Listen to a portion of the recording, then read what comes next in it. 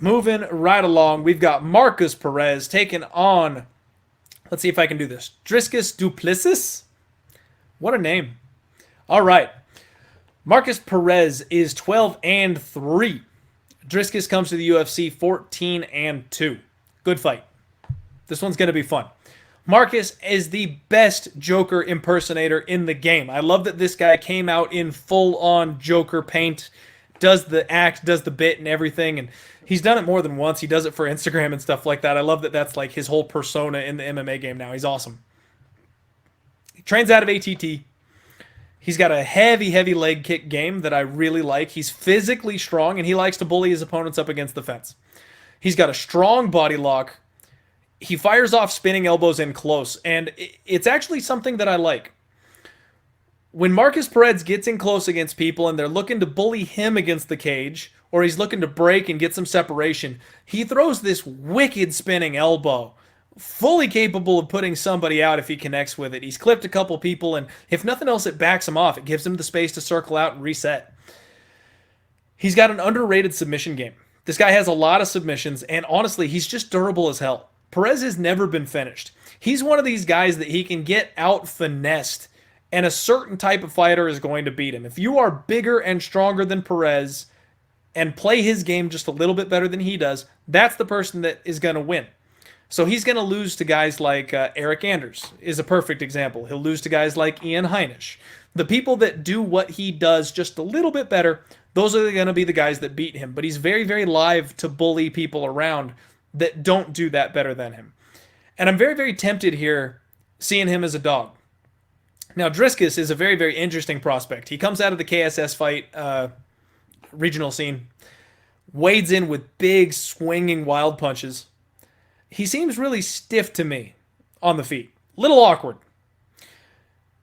He does have a very, very tight squeeze on him, though. If he gets on your neck, if he gets on a submission, it's going to be hard to shake him off. He's got nasty ground and pound, and he's in damn good shape. Now, this is a guy who's naturally a 170 pounder, but his last 3 fights have been at 185, and he seems like he's really filling out at 185. Like I said, I did my Instagram stalking, and this dude is in unreal condition right now. This is his first fight of 2020, though, and that's something we always want to keep an eye out for. That, COVID times, it's different, right? It's a different experience. So that's something to keep an eye on, that there's a chance he's going to struggle here. There's a chance that it's going to be a spot that he's not quite used to.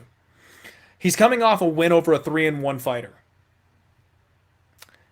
This is a guy that was looking to get that check mark to get into the UFC. Somebody told him one more win, and you get to the UFC, you get to the big show. So he went out and got paired up with a 3-1 fighter and knocked his block off. And he has never been to the judges. That's a big question mark for me, because Perez either submits you or he grinds you. Dricus, on the other hand, finishes you or gets finished. This is a very, very interesting fight to me. I do not like betting chalk in a UFC debutant. He's minus 150. He opened up minus 195. So there's been a little bit of love for Markus Perez so far. He's sitting at about plus 130 right now. And I'm very tempted. I am very tempted to take Perez as a dog. I think he's a little underrated. I think he doesn't get quite as much love as he should get. I think he's better than people give him credit for. And even though Dricus looks good, he's been fighting guys that are not necessarily UFC caliber. He's been finished twice, and he's never seen the judges' scorecards. So a guy like Markus Perez can potentially break this guy. This is the kind of fighter that will stay in this fight and grind this into the third round. And then what is Dricus going to do? He's never been there. Never made it to the judges' scorecards. I don't know. Markus also has never been finished. So when you've got a finisher versus a guy who's never been finished, it's an unbreakable object going against the Hulk. Like, who's going to win this thing? We just don't know. This is probably another fireball and popcorn spot, unfortunately, just because of that. But fading a UFC debutante, getting plus money on a proven UFC commodity, doesn't sound bad to me. I'm leaning Markus Perez here in this spot, just using the experience, dragging this thing late. But honestly, this is one that I'm gonna put a little pin in it for the post weigh-in show, because I want to see what kind of shape these two guys come in. Markus Perez is not the guy that ever looks like he's in stellar shape. He's just got one of those bodies. He's never going to be the hard body. And Dricus is a hard body, but I want to see him at 185. I want to see him with USADA. I want to see how he stands up to Perez. I want to see these guys face off and see what that size difference is really going to look like. We'll see. I'm going to wait on that one.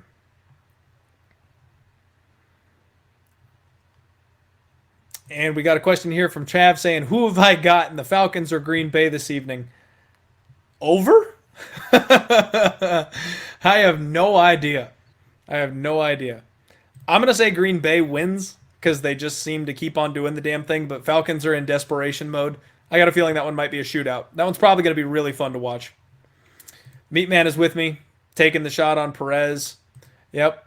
Gaming Wolf 87 saying Perez at the dog price. Yeah, I like Perez at the dog price, but I feel like this line is going to go back the other way. I think the early money poured in on Perez when he was plus 155, plus 160. And now everybody's seeing the flip side of it, looking at this guy, looking at his abs on Instagram, and they're probably going to back the favorite. So I feel like we might get more dog money later. And then, like I said, I think we'll get a better read on it when we get that post weigh-in opportunity. Kevin. It's a burden. What can I say? All right.